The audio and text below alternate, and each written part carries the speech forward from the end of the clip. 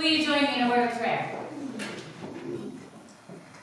O God, may the words of my mouth and the meditations of our hearts be acceptable in your sight. O God, our rock and our Redeemer. Amen. I read a story this week that could have happened in my house as well as any house. There was a Sunday morning, and Mom was getting ready for her sermon that morning on the Beatitudes, which comes from the 5th chapter of Matthew. But the kids had run downstairs to get breakfast and had found that there was only one cinnamon roll left. And Mom was reading the scripture that she would be preaching on in a few hours. Blessed are the merciful, for they will receive mercy. Blessed are the pure in heart, for they will see God. Blessed are the peacemakers, for they will be called children of God. And then the sounds of the conflict that was arising below her started rising up. I didn't get one last night, so it's mine. I saw it first. And then the perfect 3-year-old went to work. Nuh-uh, Mom! I swear, this didn't actually happen in my house, but it totally did. At first, the mom yelled down, "Figure it out, guys!" But when the voices grew louder and louder, and she was looking at the sermon she was about to preach, she finally yelled down, "Can somebody just be the peacemaker?" To which the middle child yelled back, I got it, I'll be the peacemaker." And then she heard, "Here's a little piece for you, here's a little piece for you, here's a big piece for me." Ellen and Greg always tell me that grammar matters. Apparently spelling does too. This morning, the candle of peace joined the candle of hope as we make our way to the birth of Jesus in this Advent season. And those two go together pretty well because in the conflict of the world, it seems the only way we can access peace is through pure and utter hope. Whether we are talking about peace of mind when the boiler doesn't work, or peace of mind when the bills start coming in, or when you start arguing with siblings, the young siblings, and when you're arguing with your siblings when you're not so young anymore. Or when we're arguing with neighbors, or when your neighbor plays their music too loud, or to find that peace in our country that is so politically divided, not even to consider the peace that we want so desperately in our world.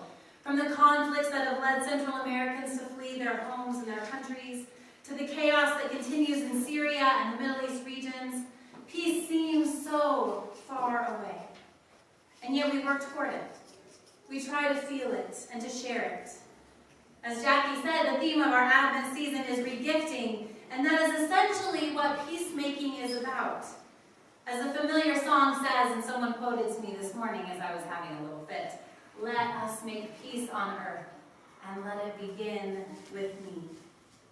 It's all about regifting. We have to make peace within ourselves and receive peace, and then we re-gift that into the world. We say the same thing as we pass the peace at the beginning of our service. Did you notice that we didn't do that today? I didn't just forget it, don't worry. But what we are doing each week, every time we gather for worship, is re-gifting peace. We say the words, "God makes peace within us." Okay. God makes peace within us. Let us share it. Share it. Let us share it. So maybe I don't need to preach this morning because we say this every week. Regifting, right? That is what Jesus is calling us to do in today's text. What we are hearing is a part of Jesus' farewell sermon. It stretches over 3 full chapters in the book of John. It's the last time that Jesus will speak to the disciples as a group prior to his arrest.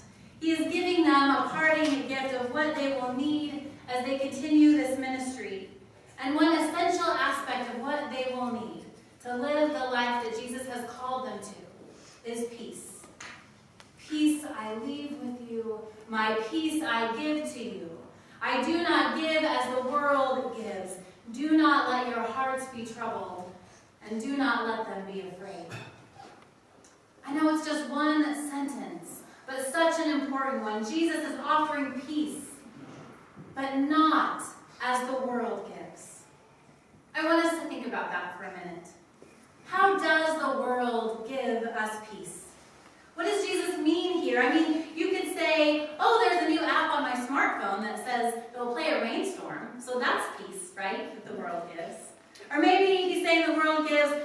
that new hip trend of goat yoga. I just learned about this from our Tuesday Bible study.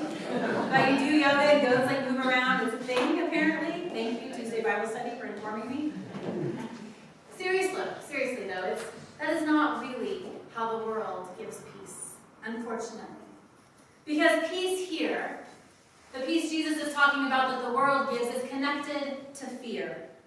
I do not give as the world gives. Do not let your hearts be troubled, and do not be afraid. The world tells us that peace comes from an absence of fear. And so the only way to have peace, to obtain peace, to win peace, and I know how problematic that sounds, the only way to peace in this line of thinking is to eliminate any threat that we might fear. The world's way of finding peace, of winning peace, is to overpower that which we fear.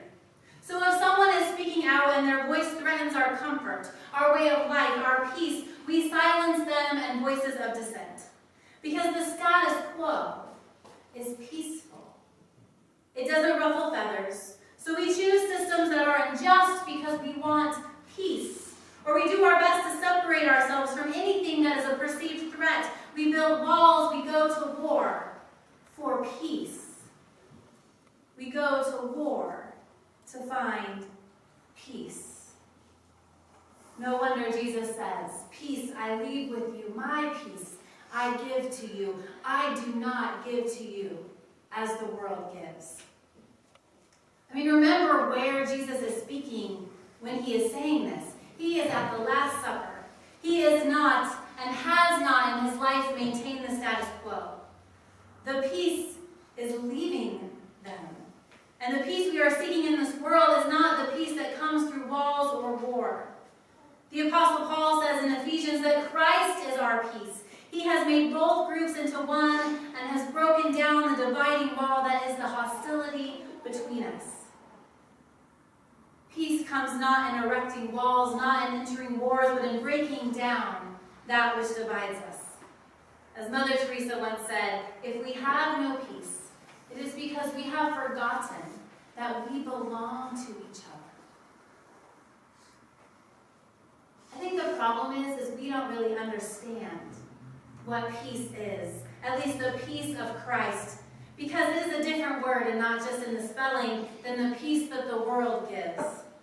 The peace that Jesus speaks of is from the Hebrew Bible, and the word is shalom. Shalom is translated peace in English, but shalom is absolutely not maintaining the status quo. Shalom is not the erection of walls or taking up arms to enter into a war to silence all threats. Shalom is the do not let your hearts be troubled and do not be afraid. Not because there is nothing to fear, because the lack of things to fear is not the goal. The lack of fear is the goal. Now, when I go to research a sermon, what usually happens is I search for a text and I read many sermons from many different types of Christians that have spoken on a particular text. And when I was reading about shalom, what I found is consensus. Every single commentary I read on shalom, no matter how progressive or how evangelical, agreed that peace doesn't quite cut it as a definition for shalom. That shalom would be better translated as wholeness, with implications both personal and collective. To help you understand, we can just look at the word shalom. In Hebrew, each letter has a meaning unto itself. And when you bring those letters together, we find the meaning of the word. And so you can see the Hebrew word at the end here, and it reads from left to right. Right to left. So shin, it kind of looks like a W, is a symbol for teeth, and its meaning can include the work of teeth, particularly to crush or destroy. The next one is lamed, pictures a shepherd's staff, which is used to understand a shepherd guides the sheep as authority or leadership. Vav depicts a nail or a hook, and it is a word of connection. And finally, mem is the symbol of water, thinking of the chaos and confusion of water. And so shalom ultimately means destroying the power of chaos. It is the power, power, the authority of chaos that is destroyed. And you cannot achieve that by going to war. You cannot do that by further separating people, by forgetting that we belong to each other.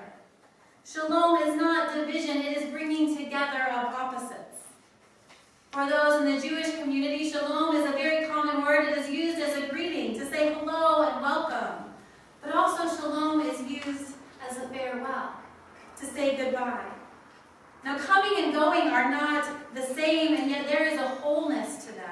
A unity of opposites, because within a hello, there is a goodbye, and within a goodbye, there exists a greeting, past and a greeting yet to come. And it isn't just greeting. Shalom is a noun and can be used as a verb. Shalom is wholeness. It is completeness. And within that completeness, within that wholeness, there lives all those things, including the things that we are afraid of. Peace I leave with you. My peace I give to you. I do not give as the world gives. Do not let your hearts be troubled, and do not let them be afraid. Shalom necessarily includes that which we fear, because wholeness has no exceptions. That is why our understanding of peace doesn't cut it. That is why the peace of Jesus is not as the world gives, because the peace of the world is one-sided. In the peace of the world, there are winners and losers. In the peace of the world, we reaffirm our fears in that which is different or unknown, and we act on those fears to secure peace. But shalom, the peace of Christ, this gift that Jesus was and the gift that Jesus is giving in our text today, is for all people. There are no winners or losers, because for us to know shalom, we must all know shalom. Rabbi David Zaslow would have a lot in common with many of us in this church. He self-identifies as one side of the political spectrum. He particularly says he is left-winged on social and political issues. But he makes the point that it takes two wings for an eagle to fly. I think we forget that on all sides. We have forgotten that we need each other. That wholeness includes everyone. That our goal for us to know shalom individually, we must know it collectively. And to know it collectively, we must know it personally. That is how we re-gift shalom. We must look at this world and receive it all as a gift. Receive ourselves with our quirks and our foibles and our strengths and our weaknesses, and know that God made us whole. God made us complete, not perfect, but whole. That is God's gift to us. Then we must extend that same perspective to the world. God gave us a world that is complete, that is whole. I mean, the more we learn about the earth and the way it heals and sustains itself in life, both big and small, we know it is complete. We know the wholeness of God's gifts. But then what if we extend that beyond the animals who can't argue with us, to the people who can? To those we name as other, for whatever reason, country of origin or language or stance on political issues or tacky social media presence, whatever it is. What if we were able to say that they are needed for the wholeness of the world? Now that doesn't mean, of course, that we allow hate and oppression to continue, because that does not lead to shalom either. But the way to turn toward shalom is not violence, is not more hate, is not more anger, but seeing the wholeness in each one and working toward the wholeness we can only achieve together.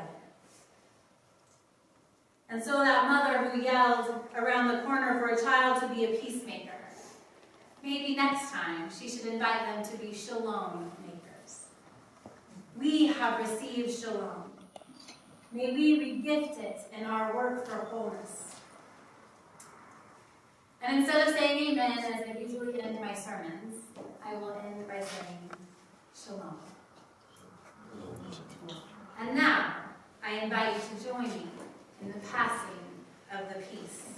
And I hope for today it will be different than a normal Sunday, or maybe every Sunday forward it will be different, as we honor and offer the wholeness of who we are and the ways we belong to each other. God make shalom within us. Let us pray. God make shalom between us.